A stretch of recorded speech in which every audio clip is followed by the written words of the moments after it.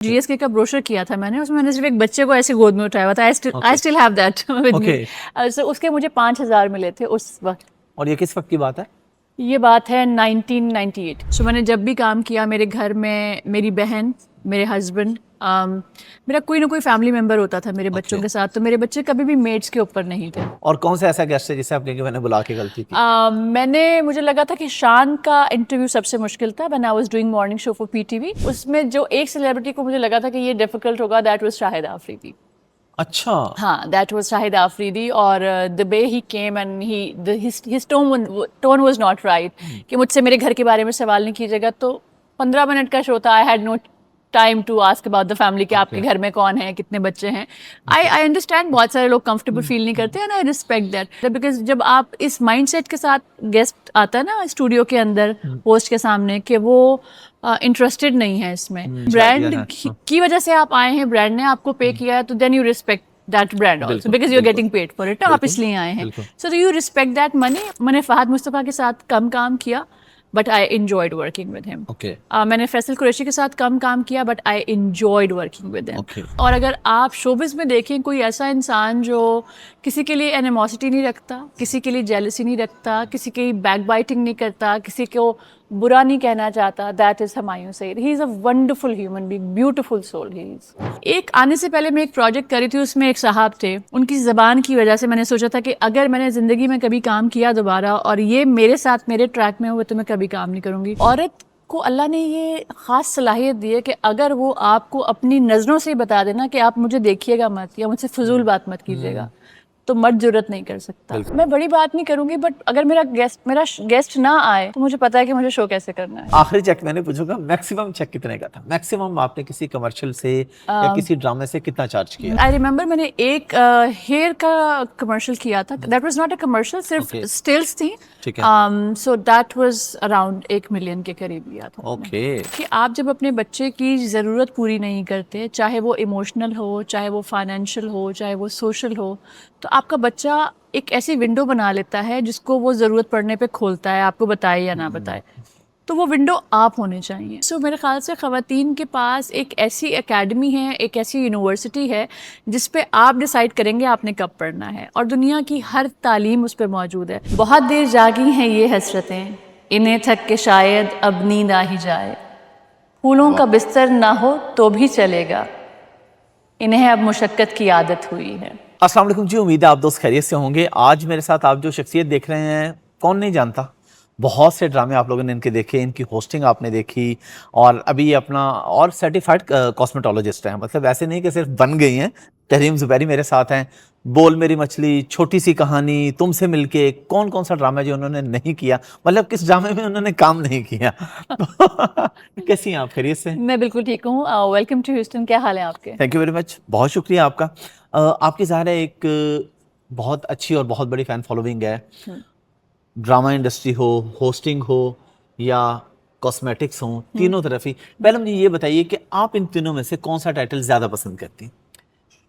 मैं सबसे बेहतर टाइटल जो समझती हूँ वो तहरीम ज़ुबैरी है। So everything comes under that. मुझे लगता है कि वो सारी चीज़ें जो मेरी शख्सियत का हिस्सा हैं, वो आप किसी भी नाम से पुकारें मुझे अच्छा लगता है। अच्छा, अब पहले ड्रामों पे बात करते हैं। छोटी सी कहानी हो या बोल मेरी मछली हो, अगर हम इन दोनों ड्रामों का कंपैरिजन करें, एक जो है वो स्टेट चैनल पे चल रहा है, एक जो है वो प्राइवेट चैनल पे, कैसे कंपेयर करेंगे दोनों को?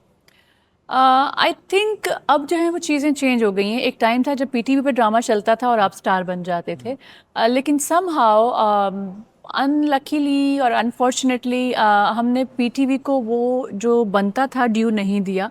उसके पीछे उसका अपना एक बैकग्राउंड है, हम उसकी डिटेल में नहीं जाएंगे, because PTV also did some mistakes in past.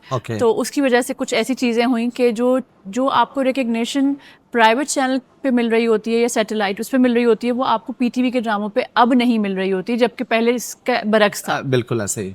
तो आई थिंक वो चीज़ जो लोगों के दिलों तक पहुंच जाती है, जिसको लोग पसंद कर लेते हैं या जिसके बारे में लोग बात करते हैं, हमारे लिए वही बड़ी चीज़ है। चाहे वो पीटीवी पे चले, चाहे वो जियो पे चले या एयरवाई पे चले, हमारे लिए वही चीज़। पैसे ज़्यादा कहाँ पे बनते हैं? पैसे जो हैं वो प्राइवेट पे बनते हैं, कभी भी पीटीवी पे नहीं बनते।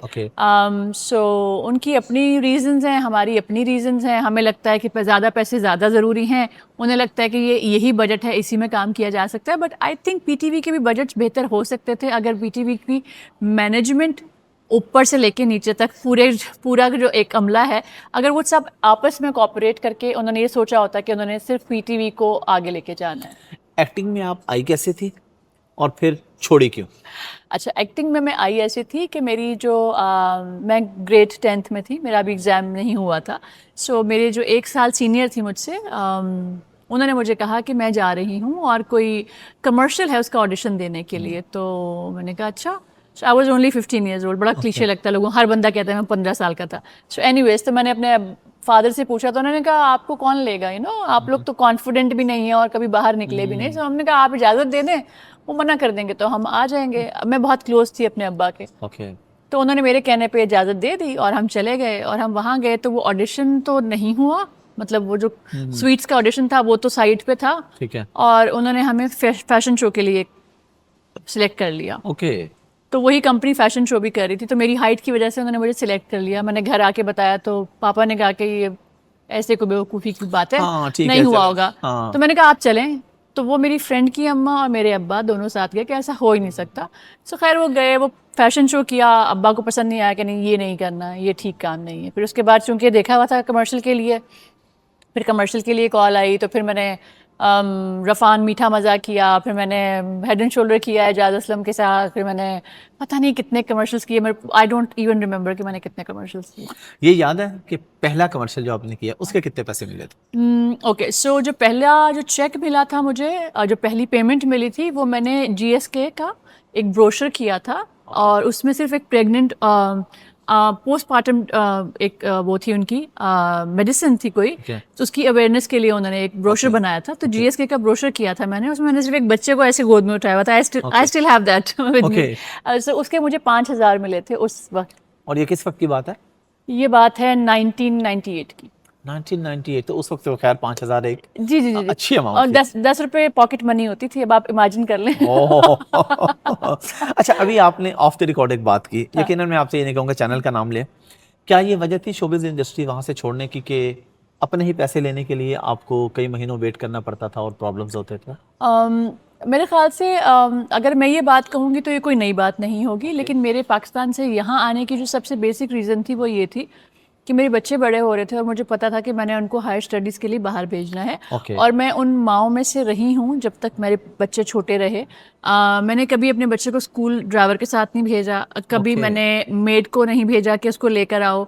सो मैंने जब भी काम किया मेरे घर में मेरी बहन, मेरे हस्बैंड, मेरा कोई ना कोई फैमिली मेम्बर होता था मेरे बच्चों के साथ। तो मेरे बच्चे कभी भी मेड्स के ऊपर नहीं थे। मैं बहुत प्रोटेक्टिव रही अपने बच्चों के लिए। सो मुझे पता था कि मैं अगर अपने बच्चों को पाकिस्तान से बाहर भी पढ़ने के लिए भेजना चाहती हूँ तो फिर मैं साथ जाऊँ। तो वो जब कोविड वाला टाइम आया तो मुझे लगा कि this is the right time to make a move, because उस वक्त चीज़ें बहुत स्टैंड स्टिल हो गई थी। थोड़ा टाइम भी मिला डिसीजन लेने के लिए, फिर कुछ चीज़ें आगे पीछे ऐसी हो रही थी कि मुझे लगा कि ये बेहतर टाइम है, इस टाइम में हमें निकल जाना चाहिए। क्योंकि हम पहले 2-3 दफ़ा अमेरिका आ चुके थे इसी हिसाब से कि देखें कि यहाँ सेट हो सकते हैं या नहीं हो सकते। Yes, Houston was my first time I और यहीं पे मूव हो गई है। ओके, अच्छा, अभी तक आपने जितने भी ड्रामों में काम किया, कौन सा ऐसा एक्टर है जिसके साथ आप बार बार काम करना चाहेंगी, मेल या फीमेल? और कौन सा ऐसा है जिसके साथ आप कहेंगे मैं दोबारा कभी काम नहीं करूंगी, बस गलती होगी? अच्छा, मैंने जितना टाइम भी काम किया ना हाफिज साहब, मैंने सबसे जो मुझे अपनी कोई बात अगर किसी इंसान को कोई अच्छी लगती है, मैंने अपना काम बहुत ऑनेस्टी के साथ किया कि अगर आपके साथ मेरा किसी बात पे इख्तलाफ भी है लेकिन आप मेरे सामने सेट पे आके खड़े हैं एज अ कैरेक्टर, तो मैं अपना 110% दूंगी। तो कभी भी ऐसा नहीं हुआ कि मैंने अपने किसी कैरेक्टर को थोड़ा सा निगलेक्ट किया हो या इम्पोर्टेंट ना समझा हो, तो ये कभी भी नहीं किया मैंने।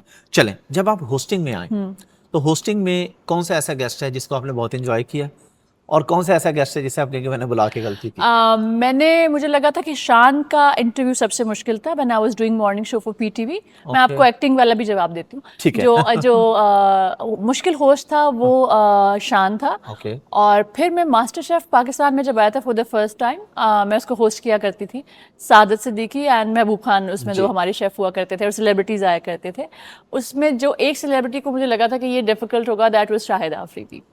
अच्छा, हाँ, that was शाहिद आफरीदी और the way he came and his tone was not right कि मुझसे मेरे घर के बारे में सवाल नहीं कीजिएगा। तो 15 मिनट का शो था, I had no time to ask about the family कि आपके घर में कौन है, कितने बच्चे हैं। I understand बहुत सारे लोग comfortable फील नहीं करते and I respect that, but I think किसी भी चीज़ को एड्रेस करने का एक तरीका होता है ना, that how you talk to people. और शान का इंटरव्यू मुझे लगा था कि थोड़ा सा डिफिकल्ट है, बिकॉज जब आप इस माइंडसेट के साथ गेस्ट आता है ना स्टूडियो के अंदर होस्ट के सामने कि वो इंटरेस्टेड नहीं है इसमें, तो थोड़ा सा मुश्किल हो जाता है। आप मेरी बात से एग्री करेंगे? बिल्कुल, क्योंकि मैं तो खुद मुझे ज़ाहिर लगता है होस्ट कि करता अगर हूँ, ब्रांड शायद, हाँ। की वजह से आप आए हैं, ब्रांड ने आपको पे किया है, तो then you respect that brand also because you are getting paid for it. आप इसलिए आए हैं, so you respect that money, और आप जो 5-10 मिनट के लिए आए हैं उस टाइम को अच्छे से गुजारे और आप चले जाए। शान is my the most favourite actor, but आप पूछ रहे हैं कि किसका इंटरव्यू मुश्किल था? शाहिद आफरीदी का और शान का इंटरव्यू मुश्किल और था। कौन सा इंटरव्यू इतना आसान था कि आपको लगा कि बस ये तो मैं 4 घंटे भी बात कर सकती हूँ इस बंदे के मुझे साथ? लगता है कि मैं सबसे 4 घंटे बात कर सकती हूँ, because I remember people saying कि भाई मुझे नहीं बोलना आता, मैं पहला इंटरव्यू दे रही हूँ, या ये मेरा पहला इंटरव्यू है, ये प्लीज़ मेरा इंटरव्यू ना लें। और फिर जब माइक उतार रहे होते हैं ख़त्म होने के बाद, वो कह रहे होते हैं पता ही नहीं चला कब ख़त्म हो कैसे गया, कैसे टाइम गुजर गया। सो मैं अभी भी जो शो कर रही होती हूँ, मैं 4 घंटे लाइव शो करती हूँ। हाँ, वो तो मुझे बताया, सुबह 7 तो से 11 मुझे बोलने में प्रॉब्लम नहीं होती, सो आई एंजॉय दैट। और एक्टर्स की, सॉरी आपने बात पूछी थी, तो आई थिंक मैंने फहद मुस्तफ़ा के साथ कम काम किया, but I enjoyed working with him. Okay, मैंने फैसल कुरैशी के साथ कम काम किया, but I enjoyed working with him. Okay. और मैं आज भी किसी को बता रही थी कि ये दो वो एक्टर्स हैं जो इतने ऑनेस्ट हैं और इतने सेल्फिशली ऑनेस्ट हैं कि इनको नहीं फ़र्क पड़ता सामने कौन खड़ा हुआ है। ये अपने काम को देखते हैं, ये आपको भूल जाते हैं। ओके, इनको कोई फ़र्क नहीं पड़ता, आप इनको अच्छे लगते हैं, आप बुरे लगते हैं, आपके साथ दोस्ती है, दुश्मनी है। So I think I learn this from them, और मैंने उन लोगों के साथ काम करके बहुत इन्जॉय किया। एक आने से पहले मैं एक प्रोजेक्ट करी थी, उसमें एक साहब थे, उनकी ज़बान की वजह से मैंने सोचा था कि अगर मैंने ज़िंदगी में कभी काम किया दोबारा और ये मेरे साथ मेरे ट्रैक में हुए, तो मैं कभी काम नहीं करूँगी। मुझे बदज़बान लोग नहीं पसंद, चाहे वो मर्द हों चाहे वो औरतें हों। गंदी ज़बान मुझे नहीं पसंद लोगों की। अच्छा, तो एक्टिंग फील्ड में ऐसा भी होता है? ऐसे भी एक्टर्स हैं? बिल्कुल हैं, हर तरह के हम इंसान हैं ना, हाँ। तो इंसान तो हर जगह हर तरह के होते हैं। नहीं, लेकिन अगेन जो आपने बात की, जब इंसान ने पैसे ले लिए तो फिर तो उसको अपने काम के साथ, अगर पेड हो रहा है, हाँ ठीक है, अगर आपको फ्री में कोई करवा रहा है तो फिर ठीक है, आप एटीट्यूड दिखा लेकिन कुछ लोग होते हैं, उनको मजा आता है, उनको लगता है कि ये अटेंशन सीकिंग का तरीका है और इस तरीके से वो अटेंशन ले सकते हैं। और हुमायूं सईद के साथ कैसा रहा एक्सपीरियंस? हुमायूं के साथ मेरा बड़ा अच्छा एक्सपीरियंस रहा। मैंने हुमायूं के साथ मेरे ख्याल से 3-4 प्रोजेक्ट किए। मैंने विल्को किया, फिर मैंने एक और ड्रामा किया था माँ के नाम से, मैंने ज़हीन आपा ने और हुमायूं ने, एंड देन आई डिड तुम हो के चुप, जिसमें वो मेरे स्टेप सन बने थे। I think he is a wonderful human being. और अगर आप शोबिज़ में देखें कोई ऐसा इंसान जो किसी के लिए एनिमोसिटी नहीं रखता, किसी के लिए जेलसी नहीं रखता, किसी की बैक बाइटिंग नहीं करता, किसी को बुरा नहीं कहना चाहता, that is Humayun Saeed. He is a wonderful human being, beautiful soul he is. Media में हरासमेंट का सामना होता है, इसमें कितनी रियलिटी है? आप किसे हरासमेंट कहते हैं? हरासमेंट जो भी सीनियर्स होते हैं कुछ, वो उनकी गलत फरमाइशें, गलत कि जी हमारे पास आए, हमें वहाँ पे, मैं ओपनली आपसे बात करूँ, और ये मेरी पॉडकास्ट में मल्टीपल होस्ट और या फीमेल जो एक्टर्स हैं वो ये कह चुकी हैं, बता चुकी हैं कि ऐसा होता है। ठीक है, मैं समझ गई। मुझे 2 चीज़ें समझ में नहीं आती। हमारे यहाँ लोग 2 चीज़ों को बड़ा कैश कराते हैं, और हो सकता है बहुत सारी ख़वातीन इस इंटरव्यू के बाद मुझे नफरत करें। लेकिन देखें, जब आप किसी रिलेशनशिप में होते हैं और आप उससे निकल आते हैं बाहर, तो एक दिन, एक हफ्ता, एक महीना, एक साल आपने अच्छा गुजारा होता है, तो मुझे लगता है कि उस अच्छे वक्त के सदक़े में आप दूसरे इंसान की बुराइयों के ऊपर पर्दा डाल देते हैं। ठीक है। इसी तरह जब आप काम कर रहे होते हैं और आपको कास्ट किया जा रहा होता है और कोई आपसे ऐसी डिमांड करता है जो आपके हिसाब से ठीक नहीं है या अखलाकी कदरों के हिसाब से ठीक नहीं है, जी। तो हम ख़वातीन को अल्लाह ने ना एक अलग हिस्स दी है, जिसमें हम आपकी नज़र देख के पहचान जाते हैं, जज तो कर लेते हैं, और उसमें आपके पास डिग्री होने की भी ज़रूरत नहीं है, उसके पास आपकी उम्र की भी ज़रूरत नहीं है, आपकी क्लास कौन सी है, मिडिल क्लास है, लोअर क्लास है, हाई क्लास, कॉमन सेंस की चीज़ ये अल्लाह ने औरत को एक इंस्टिंक्ट दी है। बिल्कुल ठीक है, तो ये हमें समझ में आ जाता है। आप दरवाज़ा खोलने वाला इंसान अगर आपको गलत तरीके से देख रहा है, आपको समझ में आ जाएगा। मैंने अल्हम्दुलिल्लाह बहुत काम किया, और जैसे मैंने कहा, मैंने बहुत यंग एज में ड्रामा करना शुरू किया और एक्टिंग करनी शुरू की। बहुत सारे लोग शायद इत्तेफाक ना करें, हर तरह के लोग मौजूद होते हैं। मुझे अक्सर लोग ये देख के कहते हैं कि आप बहुत गुस्से वाली हैं। That was my cope up mechanism. मैंने अपने आप को इस तरह से रखा। औरत को अल्लाह ने ये ख़ास सलाहियत दी है कि अगर वो आपको अपनी नज़रों से ही बता देना कि आप मुझे देखिएगा मत या मुझसे फजूल बात मत कीजिएगा, तो मर्द जुर्रत नहीं कर सकता। औरत की पर्सनालिटी इतनी स्ट्रांग होती है। हम कहते हैं कि औरत कमज़ोर होती है या फ्रेजल होती है, मुझे लगता है औरत बहुत मजबूत है।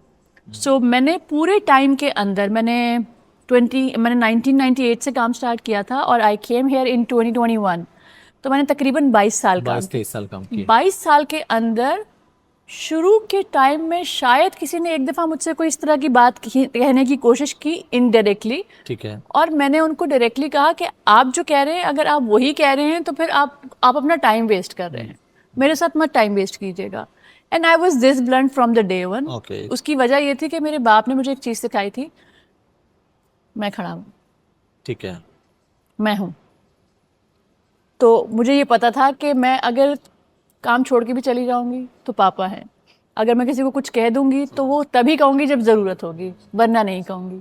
और हमें ये भी पता था कि अगर हम अपने घर में, हमारे घर में एक बड़े मज़े की बात होती थी कि अगर कोई आके हम बच्चों में से किसी की शिकायत करे तो हमारे अब्बा सामने वाले को नहीं कहते थे, पहले हमसे पूछते थे पहले तुम बताओ तुमने क्या किया कि शिकायत आई।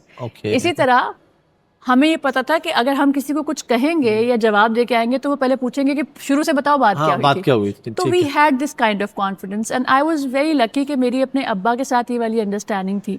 सो मैंने शायद एक आध दफ़ा किसी ने मुझसे इनडायरेक्टली ऐसी बात ज़रूर कही होगी, लेकिन ये जो स्टोरीज आप लोग सुन रहे होते हैं ये मेरे लिए बड़ी शॉकिंग होती हैं, क्योंकि मैंने फिल्म की, मैंने सारे टॉप हीरोज़ के साथ काम किया, जिसमें फैसल है, जिसमें हमायूं है, जिसमें फहद मुस्तफ़ा है, जिसमें अदनान सिद्दीकी है। मैंने इन तमाम लोगों के साथ काम किया है and they were all very respectful. देखिए, मर्द को अल्लाह ने ये अक्ल दी है कि वो ऐसी जगह पे ट्राई नहीं करेगा जहाँ पे उसको नाकामी का सामना होगा। बिल्कुल, आप एग्री करेंगे, बिल्कुल, ठीक है? आपकी बात से मैं समझता हूं कि आप इनविटेशन ना दें, आप बिल्कुल इनविटेशन ना दें। मैं ये नहीं कह रही कि जो तमाम लड़कियों ये कह रही होती हैं वो गलत कह रही होती हैं, नहीं, आप अपने आप को इतना मजबूर और इतना अवेलेबल ना शो करें कि सामने वाले की हिम्मत हो। और अगर आपको ज़रूरत भी है, बहुत दफ़ा इंसान बहुत मुश्किल वक्त से गुजर रहा होता है, तो भी आपको ये पता होना चाहिए कि आपकी डिग्निटी के ऊपर कोई प्राइस टैग नहीं है। The moment you will put price tag on your dignity, लोग आएंगे उस कीमत में आपको लेने के लिए। कोई ऐसा गेस्ट जो आया हो लेकिन शो ना हुआ हो, किसी भी वजह से शो कैंसिल हो गया हो? नहीं, मेरा शो कभी कैंसिल नहीं हुआ, अल्हम्दुलिल्लाह। नहीं, आई डोंट रिमेंबर। मैंने पीटीवी का मॉर्निंग शो होस्ट किया, मैंने रमज़ान ट्रांसमिशंस की, मैंने कुकिंग शोज़ लाइव किए, मैंने कुकिंग शोज़ होस्ट किए, मैं यहाँ पे रेडियो शो कर रही होती हूँ। मैं बड़ी बात नहीं करूँगी, बट अगर मेरा गेस्ट ना आए तो मुझे पता है कि मुझे शो कैसे करना है। अच्छा, आप अपना वो टाइम मैनेज कर लेते हैं? मैं अपना टाइम मैनेज कर लेती हूँ। ओके, और ये बहुत बड़ी स्किल है, क्योंकि ज़ाहिर है लाइव आपने जाना, मुझे नहीं पता कि बड़ी स्किल है या नहीं है। May be the book reading और टॉकिंग टू पीपल और माई एक्सपीरियंस अबाउट लाइफ और माई फिलोसफी अबाउट लाइफ, आप जो भी कह लीजिए, लेकिन मैंने किसी की वजह से अपना शो पैकअप नहीं किया। ओके, अच्छा, आपने ये तो बताया कि पहला चेक आपका 5,000 का था। आखिरी चेक मैंने पूछूंगा, मैक्सिमम चेक कितने का था? मैक्सिमम आपने किसी कमर्शियल से या किसी ड्रामे से कितना चार्ज किया? मैक्सिमम जो मैंने लास्ट 2-3 ड्रामे किए थे 40 लाख, 4 मिलियन। ओके, और कमर्शियल का? कमर्शियल का नहीं, कमर्शियल का मैंने ज़्यादा नहीं किया, क्योंकि एक टाइम के बाद मैंने कमर्शियल्स करने छोड़ दिए थे। आई थिंक मैंने अपनी शादी से पहले कमर्शियल्स करने छोड़ दिए थे, शादी के बाद मैंने बहुत कम कमर्शियल्स किए। बट यस, आई रिमेंबर मैंने एक हेयर का कमर्शियल किया था, that was not a commercial, सिर्फ स्टिल्स थी। So that was around 1 million के करीब लिया था। ओके, शादी आपने कब की थी? 2008 जुलाई। लव थी अरेंज? नहीं, लव का टाइम नहीं था भाई। अच्छा, नहीं, लव नहीं। फिर लव तो वो होती कि भाग शाग के शादी करते हैं, वो तो हुआ नहीं, वो तो टाइम नहीं था हमारे पास। अच्छा, अरेंज मैरिज, पेरेंट्स से किया सारा। और बच्चे कितने हैं? 2 बच्चे मेरे माशाल्लाह। क्या एजेस है उनकी? 16 and 11। और क्या करते हैं वो?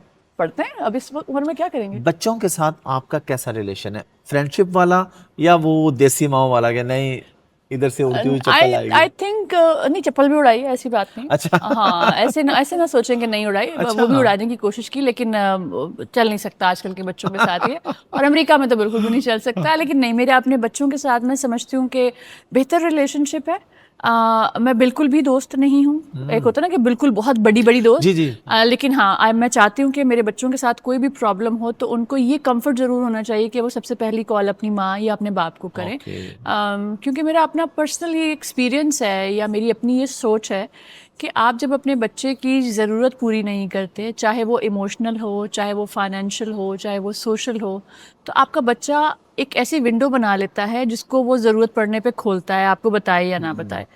तो वो विंडो आप होने चाहिए, वो विंडो कोई और इंसान कोई नहीं और होना नहीं चाहिए, होना चाहिए। क्योंकि जब कोई और उस दरवाजे उस खिड़की के दूसरी तरफ होगा तो वो उसका फ़ायदा उठाएगा। एंड आई थिंक यहाँ से बुराई का, बर्बादी का, या बहुत सारी प्रॉब्लम्स का स्टार्ट होता है, which is not good. Acting, hosting, commercial, उसके बाद इतना टाइम कहाँ से मिल गया कि आपको ब्रांड का भी आ गया और आपने कॉस्मेटोलॉजी में प्रॉपर लाइसेंस ओके, लिया, सो या ये? मैंने ये किया कि 2007 में मैंने अपना सैलून खोला। ठीक है, and that was the idea to establish my sisters. ठीक है। तो मैंने कहा कि इन लोगों को कुछ ऐसा बिजनेस कर दिया हाँ, जाए। चलो आपके पास हाँ, नाम है, तो क्लाइंट्स मैंने आ एक्चुअली जाएंगे। अपनी बहनों के लिए ये किया था, और उनको मैंने पिवट पॉइंट पाकिस्तान से, जो कि एक अमेरिकन इंस्टीट्यूट है पाकिस्तान में, कराची में भी है, तो वहाँ से मैंने उनको कोर्सेज करवाए। ठीक है। और कोई 5-6 साल वो वही कोर्सेज किए उन्होंने, और वही करती रही। और फिर जब मेरा बेटा भी थोड़ा सा बेहतर, मतलब 1.5-2 साल का हो गया, सेटल हो गया, स्कूल जाना शुरू हो गया, तो फिर मुझे ये रियलाइज़ हुआ कि मुझे अब अपने कोर्सेज खुद करने चाहिए। क्योंकि मुझे अजीब लगता था जब मेरे क्लाइंट्स, मेरे सैलून में आने वाले क्लाइंट्स मुझे कहते थे कि मैं उनके लिए हेयर कट कर दूं या हेयर कलर कर दूं या मेकअप कर दूं, तो मैं थोड़ी सी, क्योंकि मैंने सीखा हुआ नहीं था, तो मैं बेहतर नहीं समझती थी कि मैं इनको हाथ लगाऊं। सो फिर मैंने अपने कोर्सेज करने शुरू किए पिवट पॉइंट से ही।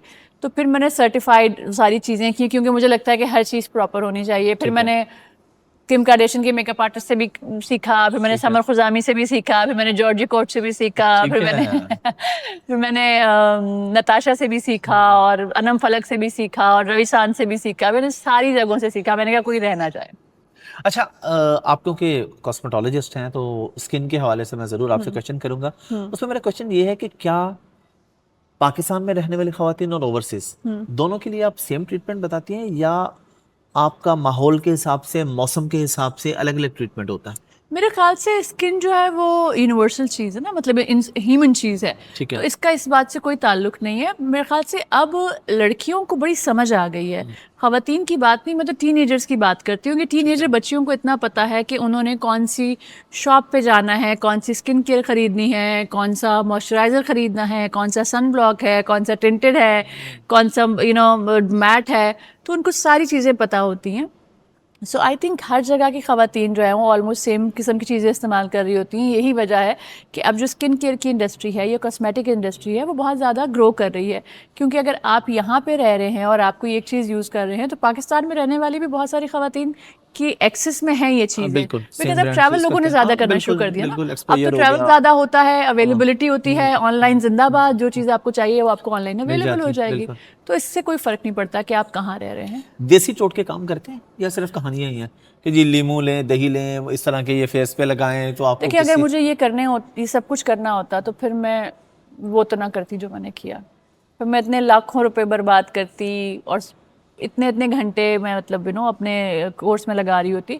बहुत सारे लोग जिनको सूट करते हैं उनके लिए अच्छी बात है। कुछ ऐसी चीज़ें ज़रूर हैं जो मैं यूज़ करती हूँ, लेकिन वो ऐसी नहीं है जो मैं किसी को भी कहूँ कि स्किन पे यूज़ कर लें और बालों पे कर लें। मैं किसी को देख रही होती हूँ, कोई प्याज लगा रहा है, कोई क्या लगा रहा है, मुझे पता है ये सारी चीज़ें, बट मैं इन्हें अपने हद तक रखती हूँ। ये मैं अभी लोगों को देना, मुझे नहीं लगता कि मैंने इतना उसको एक्सपर्ट हो गई हूँ कि मैं कर लूँ। मैंने कोविड के टाइम में ऑर्गेनिक स्किन केयर फॉर्मुलेशन का डिप्लोमा किया फ्रॉम लंदन। तो मैं जितनी भी क्रीम्स हैं, जितने भी लोशंस हैं, बॉडी ऑयल्स हैं, मॉइस्चराइजर्स हैं, स्क्रब्स हैं, बॉडी वॉश हैं, हैंड वॉश है, ये मैं सब डिज़ाइन करती हूँ। So I actually make the formula, और मैं उसको अपने पास पहले बनाती हूँ, फिर मुझे पता चलता है। So then I open my brand with the name of oh my gorgeous organic, right. So मैंने वो स्टार्ट की, और वो मुझे बड़ा शौक था, क्योंकि वो जो कोविड का टाइम था जब लोग बहुत कुछ कर रहे थे, मैं ये कर रही थी। ये मेरा पास टाइम था। मैं दो चीज़ें करती थी कोविड के टाइम पे, एक मैं लिखती थी अपनी स्टोरीज और एक मैं ये बनाती थी। तो ये मैंने उस टाइम पे, ये कोविड ने मुझे गिफ्ट दिया है। ओके, और आपका ब्रांड अमेरिका में भी of course? अमेरिका में भी मैंने थोड़े टाइम के लिए किया, because it's a hand curated, तो उसके लिए बहुत टाइम चाहिए होता है। वो मुझे लग रहा था कि मैं थोड़ा सा नहीं दे पाऊंगी। Okay. It's a very boutique collection. So लेकिन पाकिस्तान में अवेलेबल है? पाकिस्तान में थोड़े अर्से के लिए अवेलेबल था, लेकिन अभी हम लोगों ने डिसकंटिन्यू किया हुआ है फॉर फ्यू मंथ्स। अच्छा, उसके बाद होगा दोबारा? हाँ Plan बिल्कुल है? होगा। क्या उसमें कोई नई चेंजिंग आ रही है या उसमें कोई नई चेंजेस products भी add आ हो रही हैं, और प्लस उसकी हम पैकेजिंग भी चेंज कर रहे हैं। Okay. फिर उसकी मार्केटिंग के ऊपर भी काम किया जा Okay. रहा है। ये वो सारी चीज़ें जो टाइम लेती हैं, ये पैसा भी कंज्यूम करती हैं, ये टाइम भी लेती हैं। अच्छा, मेरी क्योंकि फील्ड ऐसी है कि मैं पॉडकास्टिंग तो शौक में शुरू की थी मैंने, अल्लाह ने उसमें बरकत दे दी। आप बेसिकली बड़े ई पैसे कॉमर्स, से कमा रहे होते हैं, मैं देख रही हूँ आपको। अल्लाह का करम है अल्हम्दुलिल्लाह। ई कॉमर्स तो मैं 10-15 साल से कर रहा हूँ, तो मैं वुमेन एम्पावरमेंट पे ये ऐसी बातें मैं कुछ ज़रूर करता हूँ, खासतौर पे जब कोई खातून हो। आप ख़वातीन को क्या कहना चाहेंगी जो कुछ करना चाहती हैं लेकिन बाज़ दफ़ा मुआशरे की वजह से नहीं कर पाती, बाज़ दफ़ा घर के प्रेशर से नहीं कर पाती, ऐसी ख़वातीन के लिए आपका क्या मैसेज है? अच्छा, मैं जब अपना मॉर्निंग शो करती हूँ ना, तो उसमें मेरा show from 7 to 10 is a normal show, और from 10 to 11 specific that hour is dedicated to women.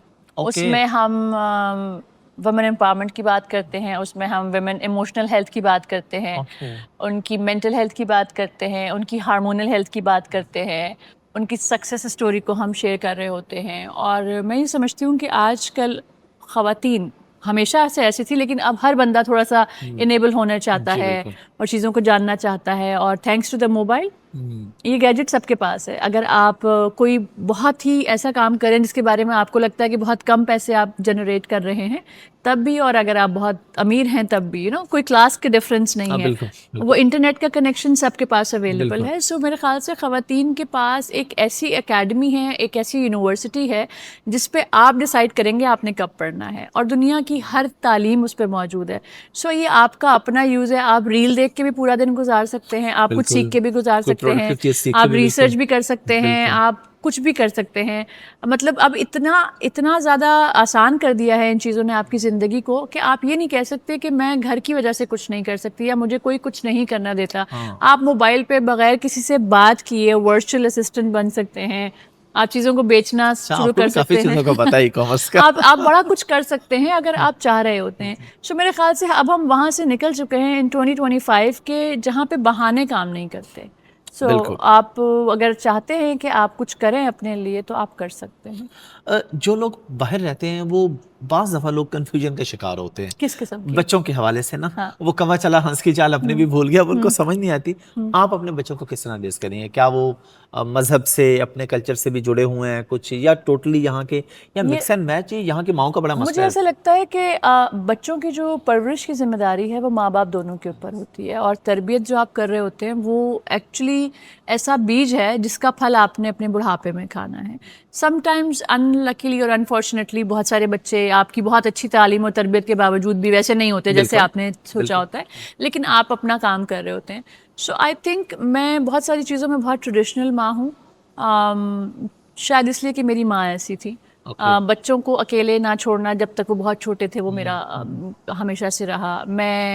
जब मैंने पहली दफ़ा अपनी बेटी को इंस्टाग्राम दिया तो मेरी फ्रेंड मुझे कहती थी कि तुम बहुत स्ट्रिक्ट हो और this is too much. So the Instagram was open in my Instagram also, so I had the access. तो मैं चेक किया करती थी। ऐसा नहीं कि मैं एक एक लफ्ज़, मुझे पता होता था कि कोई ऐसी बात तो नहीं है। और एक्चुअली एक दफ़ा ऐसा हुआ भी कि I read something which is not appropriate. वो अपनी क्लास की किसी फ्रेंड से बात कर रही थी, and then I called and I said ये वाला जो लफ्ज़ है ना, ये अप्रोप्रिएट नहीं है। नेक्स्ट टाइम अगर आपसे कोई इस तरह की बात करे तो मेक श्योर कि आपने सामने वाले को मना कर देना है। सो वो कुछ चीज़ें ऐसी होती हैं, जब आपका बच्चा पहली दफ़ा कदम उठाता है और चलना शुरू करता है तो आप उसका हाथ पकड़ के चलाते हैं ना। तो इसी तरह बहुत सारी चीज़ों में आपको अपने बच्चे को साथ लेके चलना पड़ता है, और ये उसको समझाना पड़ता है कि ऐसा क्यों। जब मैं पाकिस्तान में थी और मैं अपनी बेटी को खुद पिक करने और ड्रॉप करने जाती थी, तो मेरी बेटी ने मुझे एक दफ़ा बड़े नाराज़ होकर कहा कि भाई क्या हम अमीर नहीं हैं? तो मैं हंस पड़ी। मैंने कहा क्यों? कि सबके ड्राइवर आते हैं और मेड्स आती हैं, सबकी बाजियाँ आती हैं, तो मेरी बाजी तो मुझे लेने नहीं आती। तो मैंने कहा इसलिए कि मैं आपको लेने आती हूँ। तो कहने लगी क्या ऐसा नहीं हो सकता कि हमारे पास एक ड्राइवर हो और आप मुझे उसको लेने भेजें?